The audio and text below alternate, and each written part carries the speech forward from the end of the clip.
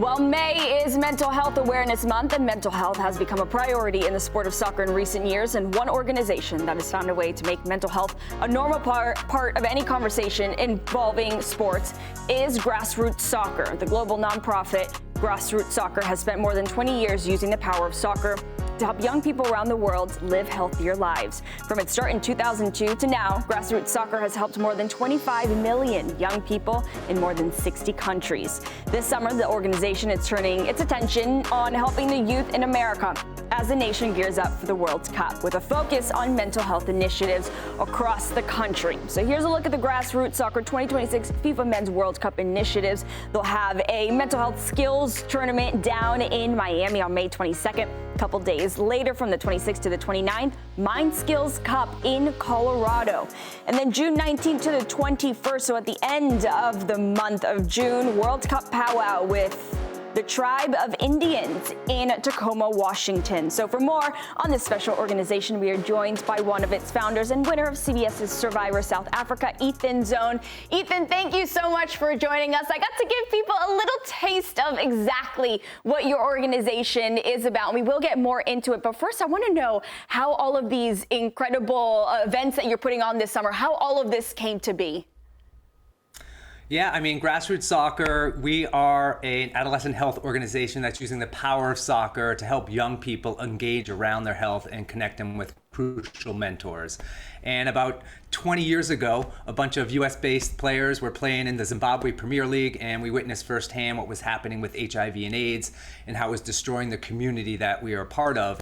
And so we all thought, like, how can we use the sport of soccer to really change the behaviors of these young boys and girls? And so we're taking all the work that we learned in Africa, and we're now bringing it here to the United States, in preparation and around the World Cup. So we're really excited to be here in the U.S. and start running our mental health programs here. Why was such an emphasis for these events, specifically mental health? The organization focuses on a lot of things, which I think is incredible that you guys are able to cover so much, but specifically, why mental health being the priority? I mean, mental health, there's a global crisis for mental health amongst young people. I mean, over the past 10 years here in the United States, diagnosed mental health challenges for adolescents has skyrocketed 35%. So this is a real problem. So now we're just really excited to use the sport of soccer, the sport that these kids know and love, to be able to address these tough health topics and make learning fun and active. Yeah, Ethan, I just wanted to piggyback on that. I've done a lot of work with this in the UK as well. So get into kids. Can you just talk to the importance of getting to people younger and helping them at a younger age, as opposed to develop trauma and getting older, and then obviously it's harder to break down those cycles, right? Exactly. Yeah, we're really focusing on young kids here in the U.S., 11 to 14 years old, and we're using this sport to help them manage stress, build coping skills, resiliency, how to ask for help when they need it, right? And really work on their emotional awareness. Because listen, if you get older and you let this brew inside of you, I mean, look what happened in 2006. If Zidane had grassroots soccer back then, maybe France would have won the World Cup, right? Self-regulation, emotional awareness, anger management, all that stuff plays a huge factor in making smart decisions on the field and off the field.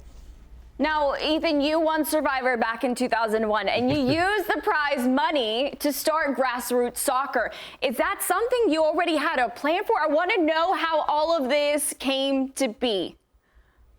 Yeah, I mean, so playing soccer in Zimbabwe, then also my time playing Survivor, which took place in Kenya, Africa. I just had some direct experiences with kids facing incredible health challenges. And so when I got back from the show, I had 15 minutes of fame, which was probably up 20 years ago.